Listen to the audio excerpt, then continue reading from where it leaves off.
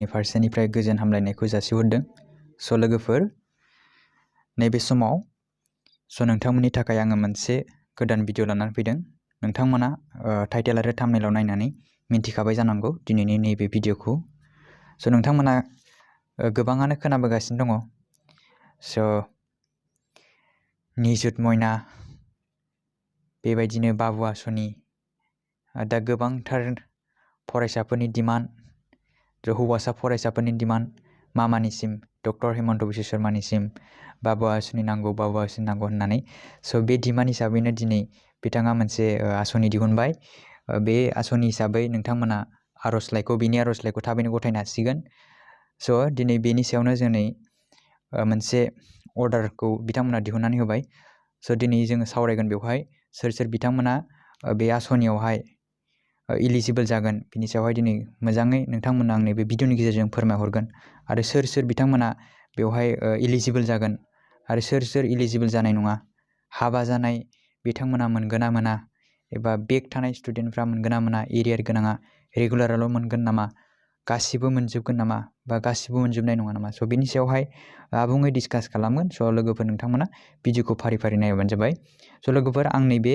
दा जि मोनसे PDF खुलिनानै दोनदों, बे जाहैबाय बिथांमोननि मोनसे एग्जिकिउटिभ मोनसे अर्डार, बे अर्डार। स' बेवहाय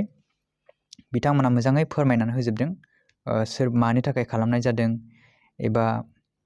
सोर मोनथावनो हागोन, बेवहाय बिथांमोना गासैखौबो फोरमायना होखादों। स' बेवहाय नोंथांमोना गिबियावनो नायनो हागोन, नैबे साबजेक्टआव नोंथांमोना नायनो हागोन guideline for providing financial assistance to male students. मेल स्टुडेन्टफोरनि थाखाय जायफोरनाखि फेमिलियानोखि इक'नमिक एबा रांखान्थियारि गोग्लैसोनाय, बिथांमोननि थाखाय नैबे बाबु आसनिखौ मुख्यमन्त्रि निजुत बाबु आसनि, बेखौहाय बिथांमोना दिहुनना होनाय जादों। स' बेखौ सोर मोनगोन होनोब्ला UG फार्स्ट इयार आरो PG फार्स्ट इयारनि स्टुडेन्टफ्रा। बेबो ओरैबायदि जानांगोन जाय फरायसाफ्रानोखि गभार्नमेन्ट कलेजावहाय हाबनानै दङ एबा इउनिभारसिटियाव हाबनानै दङ, बिथांमोनाल'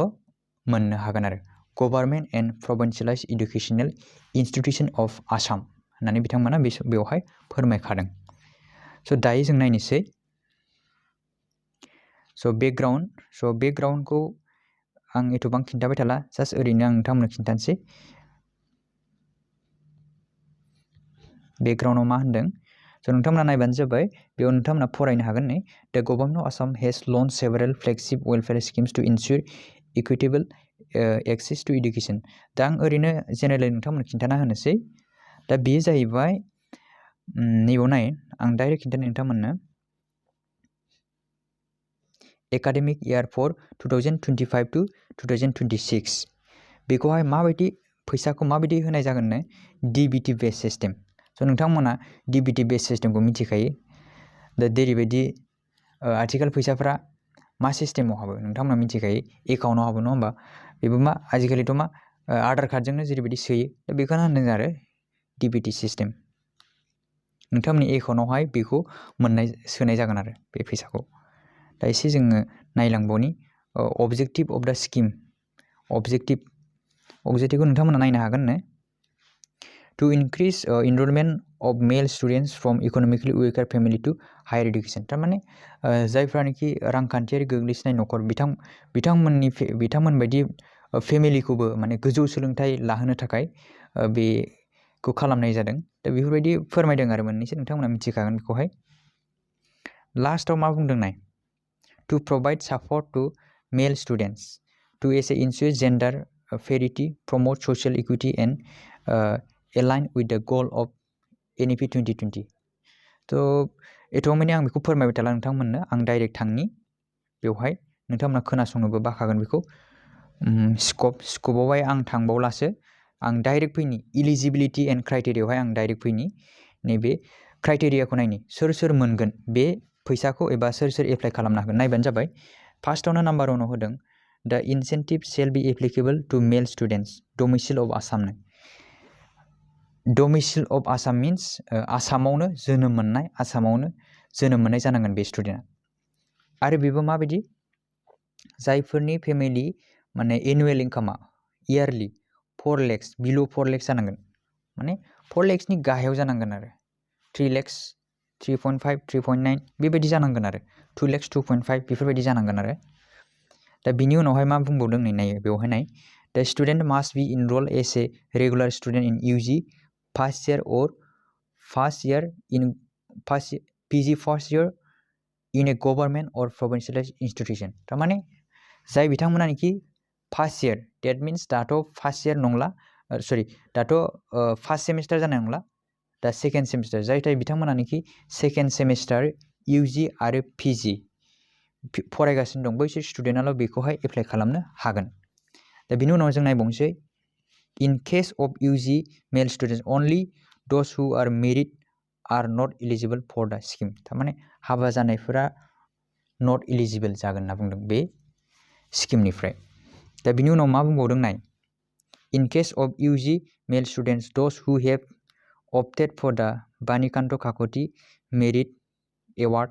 scooter are not eligible for the scheme थारमाने आन्डार ग्रेजुएटआव थारमाने OHS आवहाय जायफ्रानिखि OHS पास जानानै स्कुटार मोनोना स्कुटार मा होनो स्कुटार मोनो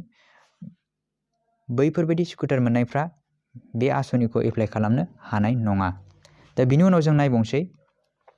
post graduate students availing the CM Jeevan Prerna scheme shall not be eligible for this scheme थारमाने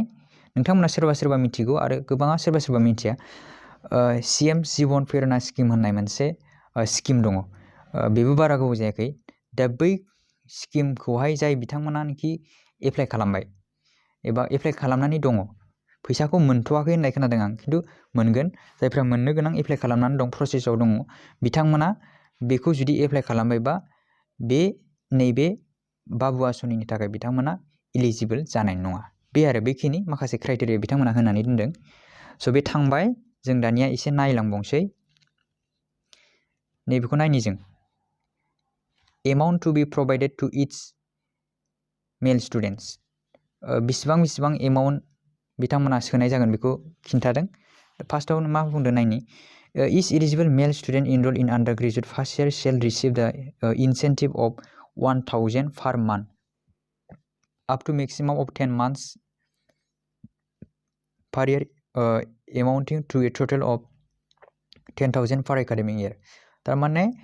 बोसोराव बिथांमोना 10 टाइम्स मोनगोन बेबो 1,000 करे बेखिनिखौ बिथांमोना खिन्थादों टोटेल 10,000 मोननो हानाय जागोन ओमफ्राय नाम्बार 2 मा होदों each eligible male students enroll post graduate बे PG नि थाखाय post graduate नि थाखाय बेसेबां मोननो हागोन 2,000 मोनगोन बेबो मा 10 मान्थनि थाखाय टोटेल 20,000 मोनगोन आरो ओमफ्राय मा बुंबावदों no incentive shall be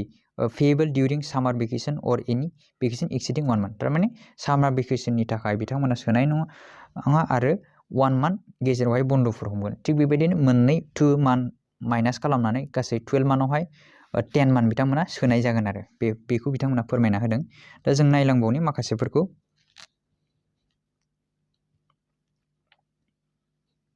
दा नैबेवहाय मड अफ एप्लिकेशनखौ एसे बिथांमोना फोरमायना होदों बेखौ नोंथांमोना नायनानै लानो हागोन दा आं थोंजोङै थांनो नागिरदों माखासेयावहाय बेयाव बिथांमोना मा जोबनायथिं मा लिरहैदों बेखौ एसे नायनि स' बेनो जोब्बाय स' नैबेवहाय मड अफ एप्लिकेशन बे एसे इम्पर्टेन्ट जागोन नोंथांमोननि थाखाय आं बेखौ एसे फोरमायना हरनि बेयाव माखासे बिथांमोना लिरना होदों नै दा स्टुडेन्ट्स आर टु इनसुर द data bye them in correct and complete heads of द इन्स्टिटिउसन जिखुनु बिनि थाखाय नोंथांमोना कलेजाव खबर लाबानो जाबाय कलेजनि हेड अफ द इन्स्टिटिउसनावहाय नोंथांमोना बेखौ खबर लानो हागोन कलेजनि प्रिन्सिपाल बिथांमोनाव खबर लानो हागोन नङाबा अफिसावहाय हेड एसिस्टेन्टफोरनावहाय बेखौ सोंबानो जाबाय सोंनाय लोगो लोगो बिथांमोना माबायदि प्रसेसआव जागोन बेखौ बिथांमोना खिन्थागोन जिहेथु माखासे क्राइटेरिया दङ बेवहाय माखासे क्राइटेरिया फुलफिल जानांगोन अब्लासो नोंथांमोना बेखिनिखौ मोननो हागोन आरो माखासे प्रसेसजों इन्स्टिटिउसनावहाय माने नोंथांमोननि कलेज बा इउनिभारसिटियावहाय माखासे भेरिफिकेसन बियो जागोन जिहेथु मानो होनब्ला एरिया थानाय स्टुडेन्टफ्राबो बेवहाय मोननाय नङा होननानै माखासे लिरनाय दङ दा रेगुलार जानांगोन दा बेफोरबायदि बाथ्रा माखासे बेवहाय फोरमायना होदों बेनिखायनो नोंथांमोना बेफोर माखासे आबुङै खबरखौ मोनजोबनो थाखाय इन्स्टिटिउसनावहाय बेखौ खबर लानो हागोन स' लोगोफोर बेनोमोन दिनैनि नैबे जास्ट बाबु आसनिनि माखासे एडभार्टाइजआ स' लोगोफोर बिनिफ्राय मा माखासे बिनि माखासे मा थायो सिस्टेमफोर दंबावो आं बेखौहाय नोंथांमोननो फोरमायगोन स' नैबेयावबो एसे फोरमायना होदों नैबेयावहाय आं लास्ट बुंहरनोसै स्कोप अफ दा एप्लिकेबिलिटिनि थारमाने बेयाव माखासे खोथा होननानै बुंना दोननाया लास्टनिखौ आं खिन्थागोरनि any violation of institution rules including misconduct indiscipline cheating ragging vandalism और any unacceptable behaviour shall result in withdrawal of benefit under the scheme थारमाने मा होनना बुंदों माखासेनिखि रेगिं नङा होमबा बे इनडिसिप्लिन बेफोरबायदि जुदि नोंथांमोना बेफोरनि माखासे माबायावहाय गोलैनानै दंब्ला नोंथांमोना बेफोरबायदि स्किमनिफ्राय मोननायनिफ्राय गोजानाव थानांगोन आरो बेखौ बुंदों बिथांमोना बेनिफिट्स आन्डार द मुख्यमंत्री निजुत बाबु आसनि shall be required to maintain discipline and comply with all rules and regulation होनना बुंदों बिथांमोना institution including regular attendance academic conduct and respect behaviour towards faculty staff and fellow students नोंथांमोना बेखौ बुजिखाबाय दा बेनिफ्राय मा होनबावदों गोजौनिया इम्पर्टेन्ट नैबे important financial assistance shall be provided eligible male students domicile in Assam who are enrolled in undergraduate first year and PG and UG बेनिफ्राय नैयाव माखासे खोथा बुंना बुंदों नै